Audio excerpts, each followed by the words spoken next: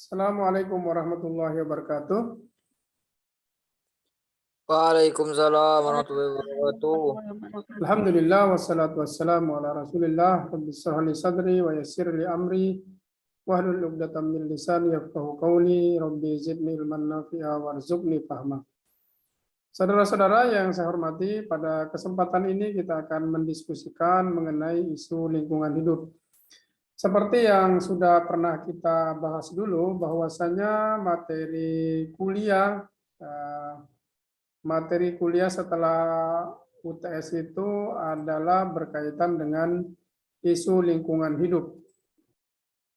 Dan pertemuan kali ini akan mendiskusikan mengenai isu-isu yang berkaitan dengan pembangunan.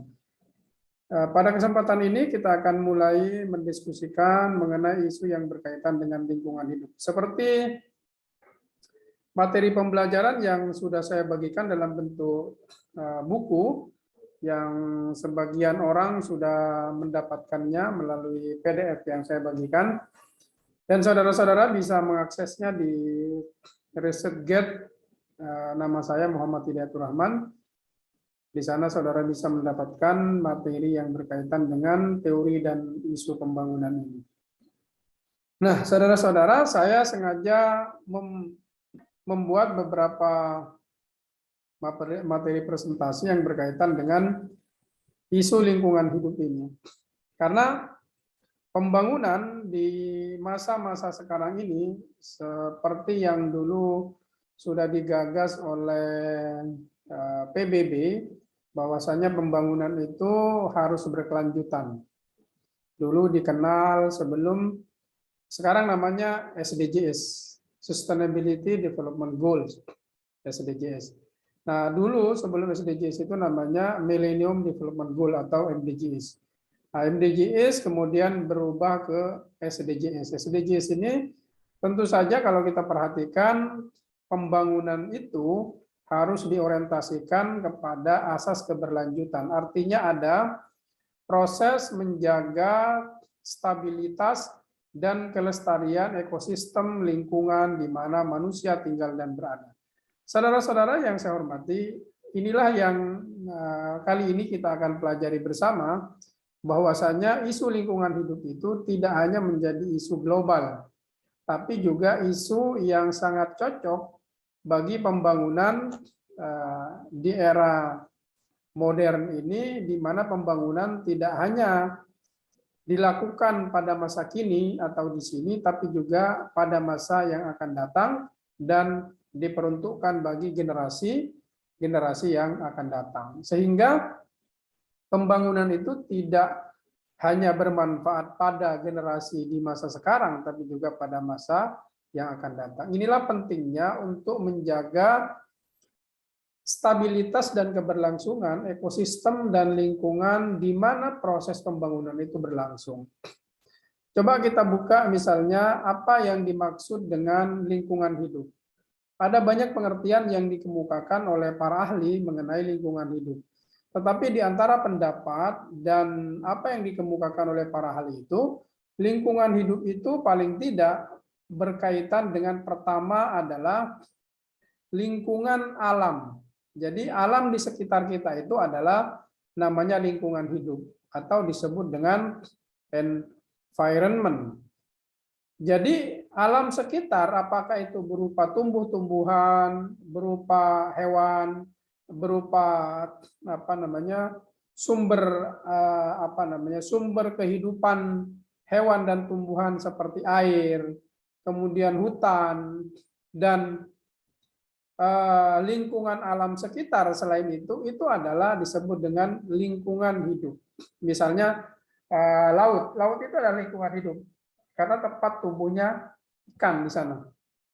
Begitu pula dengan hutan misalnya, dia tempat tumbuhnya tumbuh-tumbuhan, pepohonan dan makhluk hidup seperti harimau, orangutan dan seterusnya. Selain itu, lautan juga tempat merupakan lingkungan hidup. Udara juga termasuk lingkungan hidup, di mana di sana tempat hidup atau tempat berada atmosfer atau apa namanya kehidupan udara atau udara yang itu dibutuhkan oleh makhluk hidup, tidak hanya manusia tapi juga oleh binatang dan hewan-hewan serta tumbuhan. Jadi keseluruhan apa yang ada di sekitar manusia itu disebut dengan lingkungan hidup. Yang kedua adalah lingkungan hidup itu juga meliputi aspek kehidupan sosial. Jadi kehidupan sosial yang ada di antara manusia dengan manusia itu adalah lingkungan hidup. Manusia di satu komunitas, manusia di satu tempat itu memiliki lingkungan hidup yang bisa jadi bahwa lingkungan hidupnya itu adalah orang-orang yang hidup juga di sekitarnya. Jadi antara satu manusia dengan manusia yang lain saling memiliki hubungan yang kita sebut dengan mata rantai kehidupan yang dalam konteks kehidupan sosial itu adalah disebut juga sebagai lingkungan hidup. Berikutnya yang termasuk lingkungan hidup itu adalah aspek budaya. Jadi kehidupan masyarakat dengan segala dinamika kehidupan, perilaku yang itu menjadi adat istiadat dan menjadi perilaku yang dibiasakan yang disebut dengan budaya, itu adalah lingkungan. Jadi apa yang menjadi kebiasaan warga yang kemudian dilestarikan dan divisualisasikan, dikonkretkan dalam bentuk berbagai seni, kemudian dalam berbagai bentuk apalagi misalnya simbol-simbol kehidupan, baik itu dalam bentuk misalnya di benda-benda mati maupun di benda-benda hidup, itu adalah bagian dari lingkungan hidup. Misalnya manusia menyukai sebagai orang yang berbudaya, menyukai keindahan, misalnya keindahan alam. Keindahan alam, kesukaan manusia terhadap lingkungan alam itu kemudian divisualisasikan, dikonkretkan dalam bentuk misalnya memelihara kebun, memelihara tanaman. Tanaman yang terpelihara, kebun yang terbentuk, itu adalah lingkungan hidup sebagai refleksi dari budaya manusia yang hidup, yang kemudian diwujudkan dalam bentuk lingkungan dalam bentuk budaya. Nah, berupa misalnya arsitektur bangunan, begitu pula dengan misalnya arsitektur bangunan termasuk juga lingkungan hidup, di mana keseluruhan apa yang kita sebut dengan 3 komponen lingkungan hidup itu mulai dari alam sekitar, kehidupan sosial, kemudian aspek budaya, itu adalah lingkungan hidup yang wajib dipelihara oleh manusia sebagai bagian dari tanggung jawab untuk merawat lingkungan, sehingga lingkungan itu menjadi ramah kepada manusia, tidak menimbulkan ancaman dan mencelakakan kehidupan manusia dan harta benda yang dimiliki. Saudara-saudara, abainya manusia, abainya masyarakat, abainya negara terhadap lingkungan hidup ini akan menyebabkan kerugian. Tidak hanya kerugian bahwa lingkungan hidup itu akan menjadi rusak, tetapi kerusakan lingkungan hidup itu kemudian bisa menyebabkan ancaman kehilangan harta benda bahkan kematian bagi manusia di sekitarnya. Misalnya, abainya manusia dalam memelihara lingkungan hidup berupa hutan, dalam hal ini alam sekitar itu bisa menyebabkan terjadinya longsor, banjir bandang, dan lain sebagainya, yang menyebabkan tentu saja tidak hanya kerusakan sungai, tapi juga bisa menyebabkan menggerus pemukiman rumah, dan pada saat juga terjadi banjir bandang yang terjadi secara tiba-tiba bisa menyebabkan hilangnya nyawa dan kematian. Bahkan secara bersamaan juga bisa menyebabkan habisnya harta benda manusia yang ada di sekitarnya, sehingga manusia yang ada di sekitarnya kemudian hidup berada di dalam kemiskinan. Nah, saudara-saudara, itu beberapa catatan yang perlu kita perhatikan kenapa isu lingkungan hidup ini menjadi sesuatu yang penting untuk dibahas dan didiskusikan di dalam teori dan isu pembangunan. Karena bisa jadi bahwa dengan alasan untuk melakukan pembangunan, termasuk menumbuhkan perekonomian manusia secara pribadi, masyarakat secara bersama-sama, bahkan institusi perusahaan yang didukung oleh negara melakukan kegiatan-kegiatan perekonomian, misalnya alih fungsi lahan kebun dan hutan menjadi industri, itu bisa jadi menimbulkan manfaat ekonomi sesaat gitu. Tetapi pada jangka panjang bisa jadi hal tersebut dapat menyebabkan kerugian bagi manusia yang di sekitar situ. Bahkan dalam beberapa kajian disebutkan bahwa manfaat ekonomi dari kegiatan alih fungsi lahan-lahan lingkungan hidup yang dilakukan secara tidak bertanggung jawab dan anarkis, itu dampak kerusakannya bisa jauh lebih besar daripada dampak ekonomi yang diperoleh dari kegiatan merusak lingkungan hidup itu. Misalnya katakanlah ada kegiatan penebangan hutan yang dilakukan oleh satu perusahaan. Bisa jadi dalam 1-2 tahun perusahaan itu mendapatkan ekonomi dan bisa membayar gaji karyawannya. Tetapi bila tidak diiringi dengan misalnya reboisasi atau penghijauan hutan, mengganti pohon-pohon yang telah ditebang itu akan menyebabkan banjir dan longsor, dan jika banjir dan longsor terjadi, maka tidak hanya perusahaan penebangan itu yang akan mendapatkan akibatnya, tapi juga masyarakat yang tinggal di sekitar situ akan mendapatkan akibat kerusakan yang timbul dari bencana alam berupa banjir dan longsor itu. Dan bisa dibayangkan saudara-saudara, saat banjir dan longsor terjadi, maka berapa banyak rumah, kantor, tempat tinggal, harta benda, hewan ternak, dan lain sebagainya yang kemudian ikut tenggelam dan rusak. Dan itu artinya apa? Jumlah kerugian yang disebabkan oleh bencana hal seperti itu lebih besar daripada manfaat ekonomi yang diperoleh pada saat awal-awal kegiatan pembangunan dan peningkatan ekonomi itu dilakukan oleh industri maupun oleh perusahaan.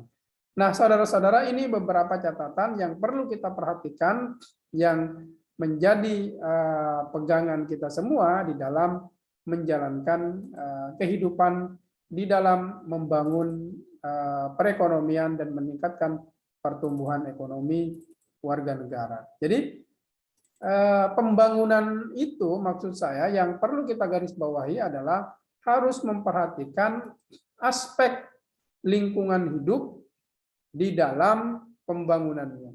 Nah, inilah yang kemudian menjadi tarik-menarik antara kepentingan ekonomi dengan upaya untuk menjaga dan melestarikan lingkungan hidup. Nah, perlu ada upaya menyelaraskan supaya kegiatan pembangunan itu tidak merusak lingkungan hidup yang pada akhirnya akan merugikan kehidupan dan ekosistem manusia yang ada di sekitarnya. Salah satu terobosan yang dipilih, yang dilakukan oleh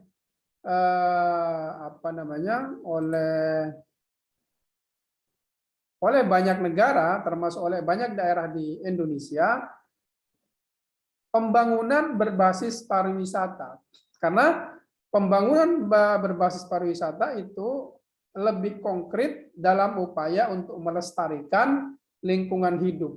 Tidak hanya tidak merusak, pariwisata itu juga membuat ekosistem menjadi terpelihara dan asas keberlanjutan dari kehidupan ekosistem itu juga menjadi terwujud. Misalnya wisata-wisata alam yang rata-rata ada di sekitar kita, baik itu wisata bahari, wisata hutan, kemudian wisata gunung, wisata sungai, dan seterusnya, itu menjadi pilihan yang pada satu sisi bisa memberi manfaat ekonomi bagi masyarakat di sekitarnya, tapi pada saat yang lain juga bisa menjadi sarana untuk memelihara lingkungan hidup. Ini catatan yang bisa kita ambil dari kegiatan pariwisata yang menjadi basis dari pembangunan yang sekarang mulai terus banyak didorong oleh berbagai daerah di Indonesia dan berbagai negara di dunia. Dan negara-negara yang seperti itu berhasil meningkatkan pertumbuhan ekonominya dan mengurangi pengangguran. Nah, saudara-saudara, yang bagian terakhir dari penjelasan saya adalah bahwa isu lingkungan hidup ini berkaitan dengan sumber daya alam, yang kalau dia tidak dikelola secara baik, maka dia akan menjadi kutukan bagi warga di sekitarnya. Hal ini dikemukakan oleh Richard Auty dan Sack and Warner di dalam penelitian mereka di tahun 1995, di mana manusia banyak yang terjebak kepada ekstraksi dan eksploitasi sumber daya alam yang itu merupakan lingkungan mereka secara tidak bertanggung jawab, sehingga kemudian menyebabkan kerusakan lingkungan. Kerusakan lingkungan itu kemudian menyebabkan kematian, kehilangan harta benda, dan itu disebut sebagai satu kutukan bagi sumber daya manusia, dan pada akhirnya masyarakat yang kaya sumber daya alam itu hidupnya menjadi tidak lebih baik, bahkan kemudian hidup dalam kondisi miskin dan seterusnya. Nah, catatan terakhir adalah bagaimana cara keluar dari upaya untuk tidak terjebak pada perusakan lingkungan hidup. Perlu kiranya memperhatikan kebijakan lokal, kearifan lokal yang disebut dengan local wisdom. Local wisdom itu harus senantiasa dipelihara oleh masyarakat yang berusaha untuk membangun daerahnya, membangun negaranya, membangun masyarakatnya, termasuk membangun perekonomiannya, berbasis kepada sumber daya alam dan lingkungan hidup untuk bertanggung jawab terhadap penggantian apa yang telah diambil dari alam. Kalau misalnya masyarakat itu mengambil kehidupannya mencari nafkah di hutan, maka apa yang diambil di hutan itu harus diberi ganti kembali sehingga tidak terjadi laju kerusakan yang sangat luar biasa terhadap hutan. Begitu pula pada saat kehidupan masyarakat itu bertumpu kepada laut dengan mengambil ikan di laut, maka ada upaya untuk memelihara misalnya tempat hidup ikan, termasuk juga memilih-milih jenis ikan yang diambil. Tidak semua jenis ikan mulai dari kakeknya, bapaknya, cucu sampai cicitnya diambil dalam waktu bersamaan.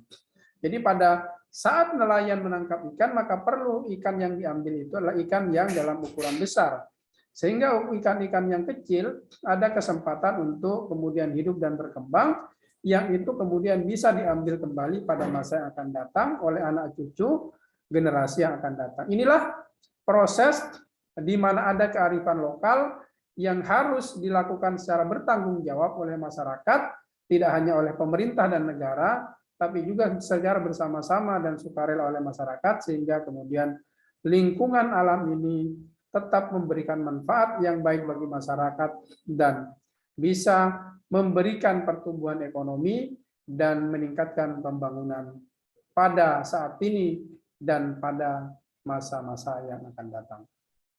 Itu mungkin yang bisa saya jelaskan, saudara-saudara. Mungkin sebelum saya akhiri, ada pertanyaan?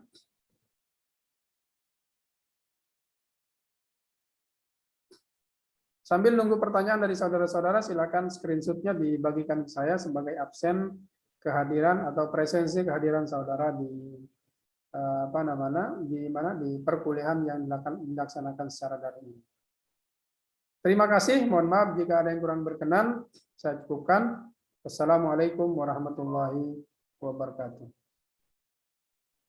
Waalaikumsalam.